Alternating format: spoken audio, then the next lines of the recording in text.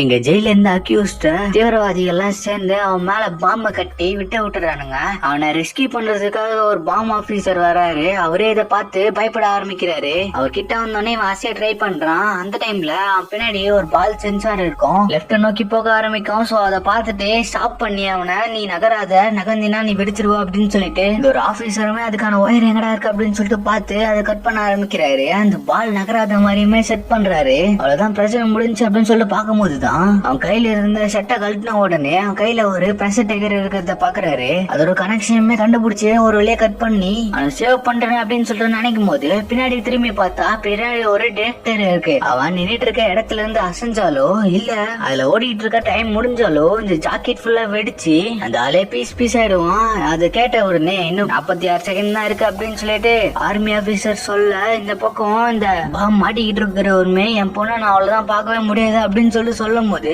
இந்த பக்கம் இந்த ஆர்மி ஆபீசருமே ஒரு ஊர்க்கமான முடிவு எடுக்கிறாரு. இந்த பாபா மாட்டிக்கிட்டு இருக்கான் அழுவ ஆரம்பிக்கிறான். உடனே இவரு அந்த ஜாக்கெட்டை தூக்கி வச்சுன்னு நீ இதுல இருந்து நகர்ந்து போயிடு அப்படின்ற மாதிரி சொல்றாங்க. அதுக்கு இந்த ஜெயில் அக்யூஸுமே வந்துட்டு வெளியே வந்துட்டு அங்க இருந்து நகர்ந்து போகாம நிக்கிறான். ஏன்னா இந்த ஆர்மி ஆபீசர் இறந்துருவாங்க அப்படின்னு சொல்லிட்டு பாக்குறான். ஆனா ஆர்மி ஆபீசருமே எனக்கு யாருமே இல்ல, உனக்கு உன் பொண்ணு தேவை, அதுவும் இல்லாம உன் பொண்ணுக்கு நீ ரொம்பவே தேவை, அதனால நீங்க இருந்து போயிடு அப்படின்ற மாதிரி சொன்ன உடனே கொஞ்ச தூரத்துல இந்த அக்யூஸுமே ஓடி வந்த உடனே இந்த பாம்பு பிளாஸ்ட் ஆகிருது.